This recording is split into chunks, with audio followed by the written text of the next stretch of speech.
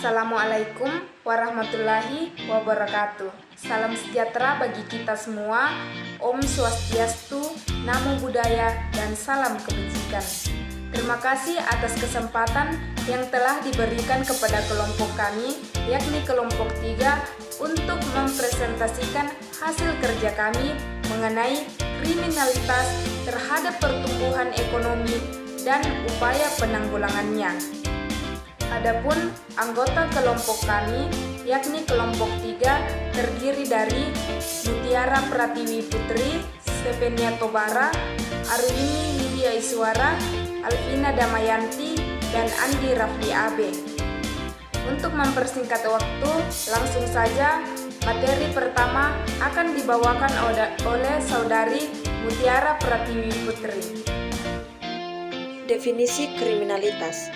Kriminalitas merupakan suatu tindakan kejahatan yang dapat melanggar nilai dan norma hukum, serta perilaku tersebut dapat meresahkan dan merugikan banyak pihak, baik dirinya sendiri sebagai pelaku, terlebih lagi orang lain yang menjadi korban dari tindakan tersebut. Kriminalitas dapat dilakukan oleh individu, kelompok, maupun komunitas. Selanjutnya yaitu penyebab kriminalitas. Yang pertama yakni kondisi-kondisi sosial. Kondisi sosial yang beragam dapat memicu terjadinya kriminalitas. Hal ini dikarenakan salah satu faktornya yakni pengangguran, kemiskinan yang menyebabkan seseorang melakukan suatu tindakan kriminal demi menyambung hidup. Yang kedua yakni kesenjangan sosial. Kesenjangan sosial merupakan salah satu penyebab utama terjadinya kriminalitas di negeri ini. Sebab perbedaan tingkatan sosial di masyarakat akan menimbulkan perbedaan pandang dan perlakuan. Selanjutnya yakni meningkatnya tingkat kepadatan penduduk. Karena adanya urbanisasi atau perpindahan penduduk yang dapat menyebabkan jumlah penduduk yang semakin meningkat serta membuat persaingan yang semakin meningkat. Selanjutnya adanya dendam pribadi. Penyebab tindakan kriminal selanjutnya adalah didasari oleh adanya dendam pribadi. Dendam ini dapat bermula dari tindakan kejengkelan atau kemarahan yang terpendam. Yang kelima yakni faktor ekonomi. Ekonomi menjadi salah satu faktor pemicu munculnya tindakan kriminal. Masyarakat ekonomi yang lemah cenderung sering terlibat tindak kejahatan, mulai dari pencurian, penjamretan, pencopetan, bahkan perampokan. Yang keenam yakni pengangguran masyarakat.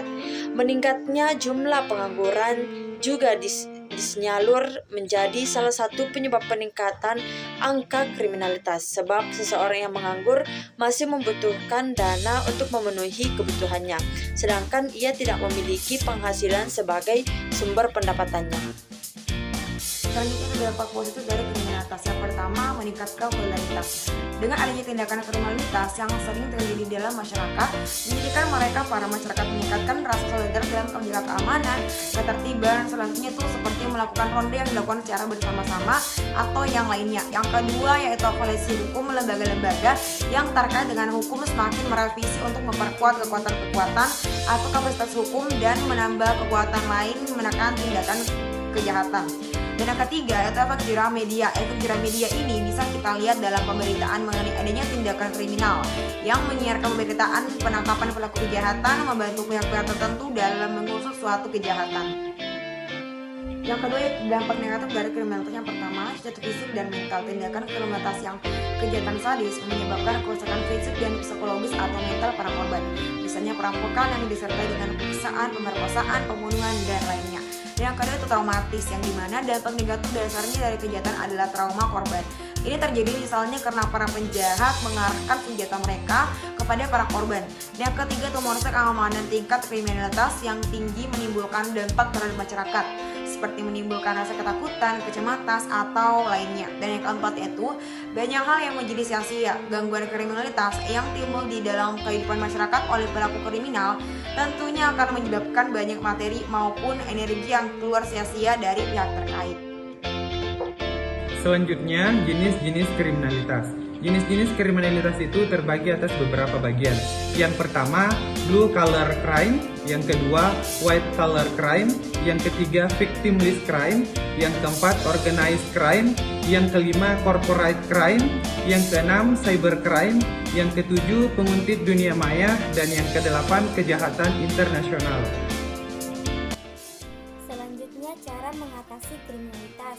1. Menciptakan lapangan kerja sebanyak-banyaknya. 2. Adanya tindakan tegas dari aparat hukum. 3. Menjunjung tinggi norma-norma seperti norma agama, norma hukum, dan norma sosial.